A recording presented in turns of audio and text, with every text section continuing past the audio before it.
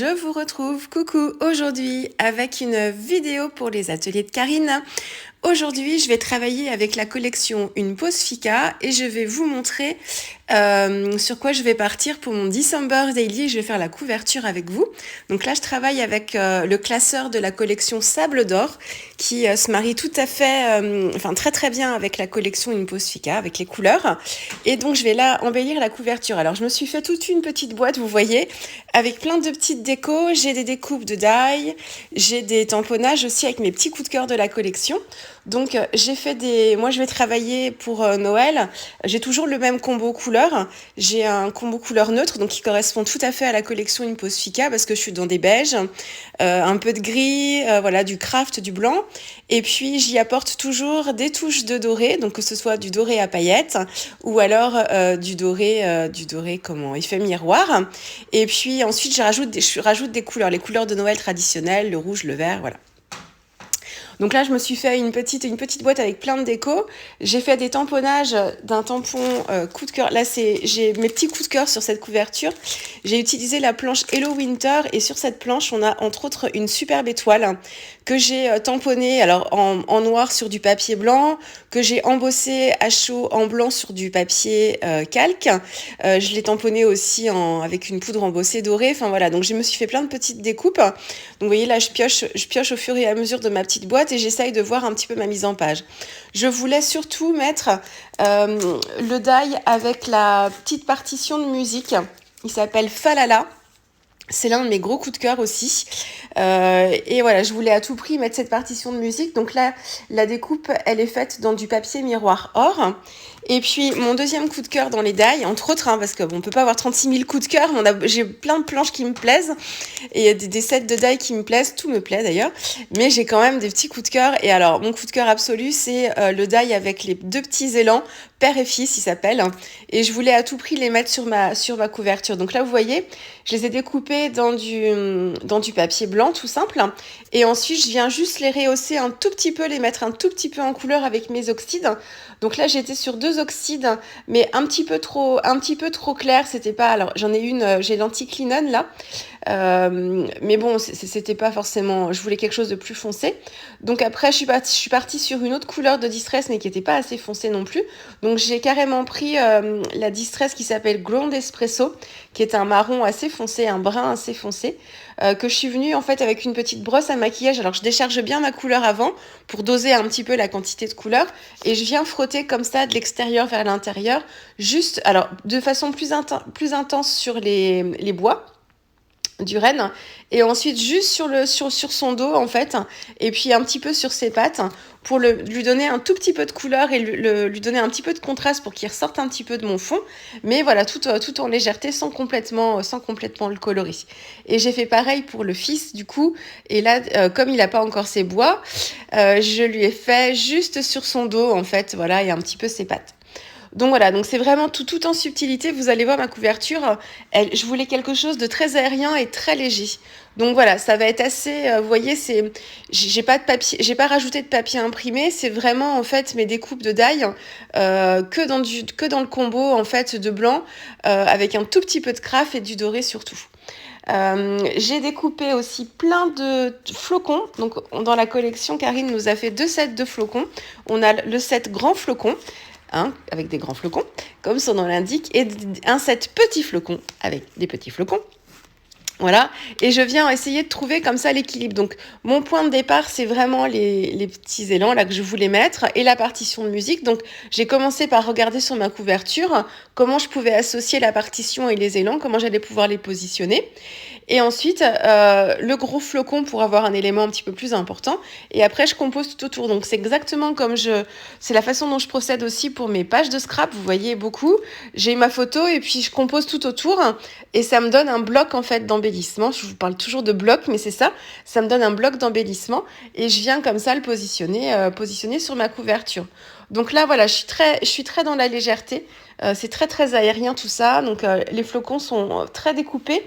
Vous avez en fait surtout sur les grands flocons, les détails qui sont quand même relativement fins. Et du coup voilà, c'est vraiment pour apporter de la légèreté. Donc là, je suis en train de réfléchir à comment je positionne. C'est venu relativement vite. Après, c'était La position de mon flocon central, en fait, je l'avais fait de façon à avoir quelque chose de bien droit, en fait, de bien symétrique. Et puis, j'ai choisi plutôt de le tourner un tout petit peu. Je trouvais ça plus sympa comme ça. Puis, ça me permettait de positionner correctement mes deux petits élans en dessous. Voilà. Le mot winter, c'est un set aussi. C'est que la collection Impossica ici. Il n'y a que le classeur en fait qui vient de la collection Sable d'Or que vous avez en boutique, qui est disponible à la vente sur le site des Ateliers de Karine, sans problème. Et là, j'utilise le winter découpé dans du papier pailleté doré. C'est le set texte d'hiver. Je suis venue récupérer aussi des petites étiquettes. Alors, j'ai dans les stickers des ateliers de Karine, il y en a un qui, c'était un texte, c'était Winter is Magic. Et en fait, donc j'ai collé mon sticker sur une chute de papier pour m'en faire un die cut. Et ensuite, j'ai récupéré juste is Magic parce que j'avais déjà le mot Winter qui était découpé dans mon papier pailleté. Donc, ça vient compléter mon titre comme ça. Là, je consolide un petit peu le tout avec de la colle parce que j'avais utilisé que du scotch double face. Et pour une couverture, je préfère quand même, autant pour mes pages de scrap quelquefois, je colle juste avec le double face et ça suffit parce que je les manipule pas en fait mes pages. Là, le classeur, pendant tout le mois de décembre, j'ai commencé un petit peu en novembre à faire certaines cartes, il va être beaucoup manipulé ce classeur, donc il fallait quand même que ça se tienne bien. Donc je préfère consolider avec ma colle, j'utilise la Tacky Glue Turbo pour coller mes petits éléments et du coup voilà, comme ça je suis sûre que ça restera bien en place. Je complète toujours, vous voyez là je rajoute des petits détails au fur et à mesure. Donc j'ai rajouté 2 petites étiquettes d'écoliers qui proviennent de la planche de stickers assortie à la collection. Donc toujours la même méthode, Les stickers, moi je les colle sur des chutes de papier. Et donc, je viens découper tout autour pour les positionner comme des die cuts. Donc là, j'ai choisi deux petites étiquettes dans des tons de beige et des tons de gris. Toujours de la collection Impossica. Et puis, je complète au fur et à mesure toujours. Là, je cherchais... Voilà, j'avais un flocon.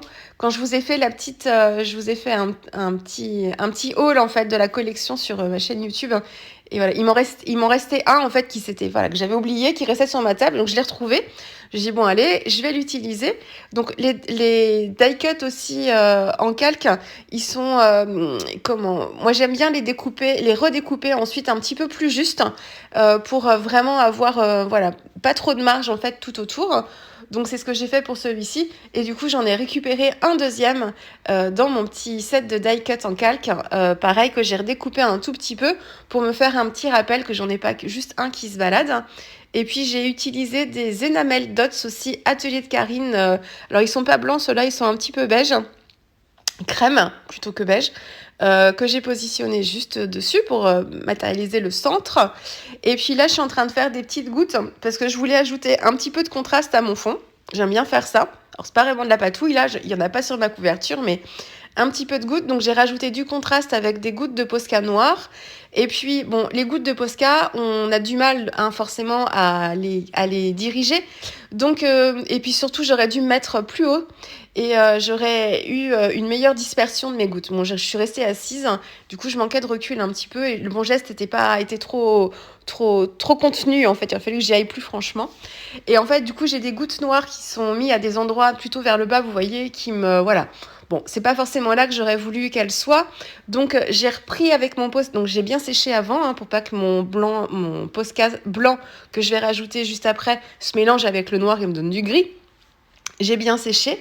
Attention avec Void Gun sur les couvertures. Alors, la couverture, elle résiste bien à la chaleur, mais il vaut mieux éviter quand même, éviter d'approcher trop près le heat gun. Donc voilà, faut faire attention quand même. Le mieux, c'est de laisser sécher à l'air libre, comme ça, vous êtes sûr de pas prendre de risques.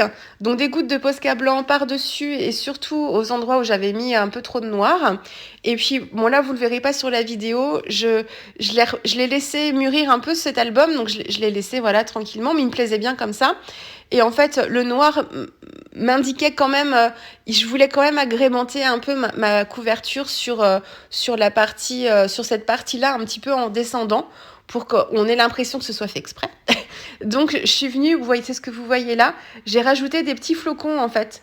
Donc, on est vraiment, là, c'est quelque chose qui descend un petit peu vers le côté gauche pour agrémenter cette partie où j'avais des taches noires. On se demandait un petit peu pourquoi des taches noires ici. Donc, un petit flocon au niveau des taches plus plus vers le bas là, et puis un flocon un peu de taille moyenne sur le côté pour donner un petit peu une dynamique comme ça.